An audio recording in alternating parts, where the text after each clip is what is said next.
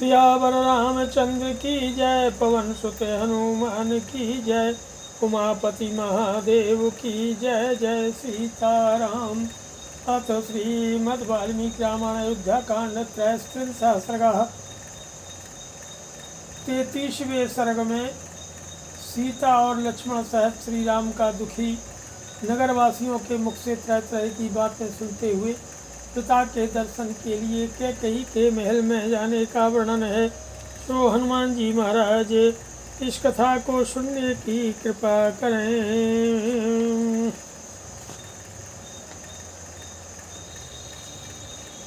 दत्त्वा तु सह वैदेह्या ब्राह्मणेभ्यो धनं बहु, जगमतु पितरं दृष्टुं सीतया सह राघवौ।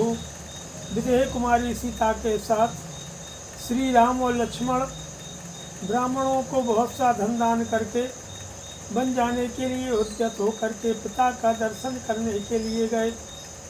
ततो गृहीते प्रेस्याभ्याम शोभेतां तदायुधे मालादाम अभिराशक्ते सीतया समलंकृते। उनके साथ दो सेवक और श्री राम और लक्ष्मण के वे धनुष आदि आयुध लेकर चले, जिन्हें फूल की मालाओं से सजाया गया था, और सीता जी ने पूजा के लिए चढ़ाए हुए चंदन आदि से अलंकृत किया था। उन दोनों के आयुधों की उस समय बड़ी शोभा हो रही थी। ततः प्रासाद हर्म्याणि विमान शिखराणि च अविरूहि जनः श्रीमानुदासीनो विलोक्यतो। इस अवसर पर धनी लोग प्रासादों, हर्म गृहों तथा विमानों की ऊपरी छतों पर चढ़कर उदासीन भाव से उन तीनों की ओर देखने लगे। नहीं रथ्या सुसत्यन्ते गन्तुं बहुजनाकुला, आरुहि तस्मात् प्रासादात् दीनः पश्यन्ति राघवम्। उसमें सड़कें मनुष्यों की भीड़ से भरी थी, इसलिए उन पर सुगमतापूर्वक चलना कठिन हो गया था। अतः अधिकांश मनुष्य प्रसादों पर चढ़कर वहीं से दुखी होकर के श्री रामचंद्र जी की ओर देख रहे थे। पदातिं सानुजं दृष्ट्वा ससीतं च जनास्तदा, ऊचुर्बहुजना वाचा शोकोपहत चेतसः। श्री राम को अपने छोटे भाई लक्ष्मण और पत्नी सीता के साथ पैदल जाते देख बहुत से मनुष्यों द्वारा हृदय शोक से व्याकुल हो उठा। वे खीजपूर्वक कहने लगे, यं यान्त्यमनुयाति स्म चतुरंग बलं महतो, तमेकं सीतया सार्धो मनुयाति सस्म लक्ष्मणः। ऐश्वर्यस्य रसज्ञः सन् कामानां चाक्रो महान्, नेच्छत्येवानृतं कर्तुं वचनं धर्मगौरवात्। कहने लगे कि हाय, यात्रा के समय जिनके पीछे विशाल चतुरंगनी सेना चलती थी, वे ही श्री राम आज अकेले जा रहे हैं, और उनके पीछे सीता के साथ लक्ष्मण चल रहे हैं, जो ऐश्वर्य के सुख का अनुभव करने वाले तथा भोग वस्तुओं के महान भंडार थे, जहाँ सबकी मनोकामनाएं पूर्ण होती थीं। वे ही श्री राम आज धर्म का गौरव रखने के लिए पिता की बात झूठी करना नहीं चाहते हैं। बाणसम्या पुरा दृष्टुं भूतैराकाशगैरपि, कामद्य सीतां पश्यन्ति राजमार्गे गता जना। वो पहले जिसे आकाश में विचरने वाले प्राणी भी नहीं देख पाते थे, उसी सीता को इस सड़कों पर खड़े हुए लोग देख रहे हैं। अंगरागोचितां सीता रक्तचंदन सेविनीं, भस्मोष्णं च शीतं च नेशत्यासुवर्णताम्। सीता अंगराग के सेवन की योग्य है, लाल चंदन का सेवन करने वाली है। अब वर्षा, गर्मी और सर्दी शीघ्र ही इनके अंगों की कांति फीकी कर देगी। अद्य नूनं दशरथः शक्तमहाविश्वभाषते, नहि राजा प्रियं पुत्रं दिवासयितुमर्हति। निश्चय ही आज राजा दशरथ किसी पिशाच के आवेश में पड़ करके अनुचित बात कह रहे हैं, क्योंकि अपनी स्वाभाविक स्थिति में रहने वाला कोई भी राजा अपने प्यारे पुत्र को घर से निकाल नहीं सकता। निर्गुणस्यापि पुत्रस्य कथं स्याद् विनिवासनं, किं पुनर्यस्य लोकोऽयं जितो वृत्तेन केवलम्। पुत्र यदि गुणहीन हो तो भी उसे घर से निकाल देने का साहस कैसे हो सकता है? फिर जिसके केवल चरित्र से ही यह सारा संसार वशीभूत हो जाता है, उसको वनवास देने की तो बात ही कैसे की जा सकती है? अनुशंसमनुक्रोशः सुतं शीलं दमः शमः राघवं शोभत्ये अत्यन्ते सद्गुणः पुरुषर्षभम्। पूर्णता का भाव, दया, विद्या, शील, दम और सम, ये 6 गुण न श्रेष्ठ श्री राम को सदा ही शोभित करते हैं। तस्मात् तस्योपघातेन प्रजा परम पीड़ितः औदकानि उषत्वानि ग्रीष्मे सलिल संशयात्। अतः इनके उपायघात करने, इनके राज्याभिषेक में विघ्न डालने से प्रजा को शीतराय महान क्लेश पहुँचा है। जैसे गर्मी में जलाशय का पानी सूख जाने से उसके भीतर रहने वाले जीव तड़पने लगते हैं। पीड़या पीड़ितं सर्वं जगदस्य जगत्पते मूलस्येवोपघातेन वृक्षा पुष्पफलोपगः। मूलं हेतु मनुष्याणां धर्मसारो महादितिः पुष्पं फलं च पत्रं च शाखाश्चास्येतरे जनः। इस जगदीश्वर श्री राम की व्यथा से संपूर्ण जगत व्यथित हो उठा है।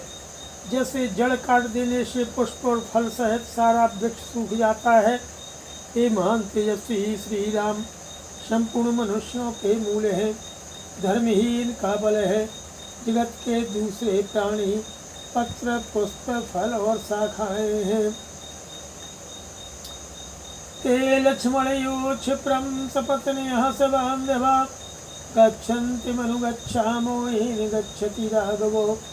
अतः हम लोग भी लक्ष्मण की भांति पत्नी और बंधु बांधवों के साथ शीघ्र ही इन जाने वाले श्री राम के ही पीछे पीछे चल रहे। जिस मार्ग से श्री रघुनाथ जी जा रहे हैं उसी का हम भी अनुसरण करें। उद्यानानि परित्यज्य क्षेत्राणि च गृहाणि च एक दुःख सुखारामम् अनुगच्छामि धार्मिकम्। बाग बगीचे, घर द्वार और खेती बाड़ी सब छोड़ करके धर्मात्मा श्री राम का अनुगमन करें।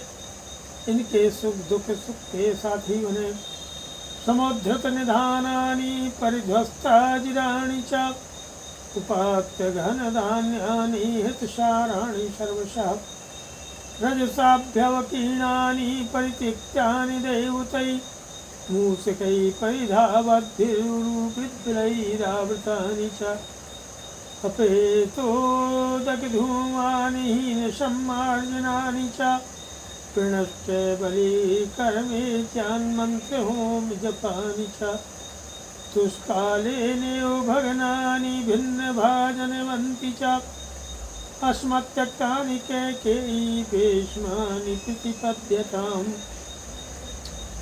हम अपने घरों की गड़ी हुई निधि निकाल लें, आंगन की फर्श खोद डालें, सारा धन धान साथ ले लें, सारी आवश्यक वस्तुएं हटा लें, इनमें चारों ओर धूल भर जाए, देवता इन घरों को छोड़कर भाग जाएं, चूहे बिल से बाहर निकल कर इनमें चारों ओर दौड़ लगाने लगे और उनमें से ये घर भर जाए। इनमें न कभी आग जले, न पानी रहे, न झाड़ू ही लगे। यहाँ बलि देव यज्ञ मंत्र पाठ होम और जप बंद हो जाए, मानो बड़ा भारी अकाल पड़ जा गया हो। इस प्रकार ये सारे घर ढह जाएं, इनमें टूटे बर्तन बिखरे पड़े हों, हम सदा के लिए इन्हें छोड़ दें। ऐसी दिशा में इन घरों पर कहके आकर अधिकार कर ले। वनम नगर में वास्तु गच्छति राघवो अस्माभिश्च परित्यक्तं पुरं सम्पद्यतां वनम्।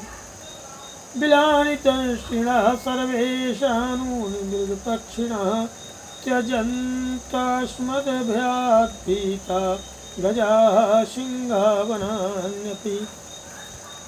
वहाँ जहाँ पहुँचने के लिए ये श्री रामचंद्र जी जा रहे हैं वह वन ही नगर हो जाए और हमारे छोड़ देने पर यह नगर भी वन के रूप में परिणत हो जाए। वन में हम लोगों के भय से सांप अपने बिल छोड़कर भाग जाएं, पर्वत पर रहने वाले मृग और पक्षी उसके शिखरों को छोड़ दें, तथा हाथी और सिंह भी उन वनों को त्याग कर दूर चले जाएं।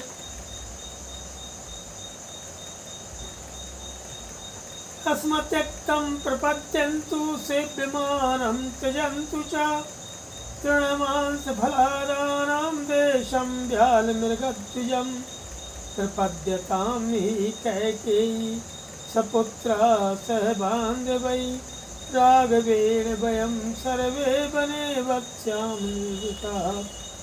वे सर्प आदि उन स्थानों में चले जाएं जिन्हें हम लोगों ने छोड़ रखा है और उन स्थानों को त्याग दें जिनका हम सेवन करते हैं।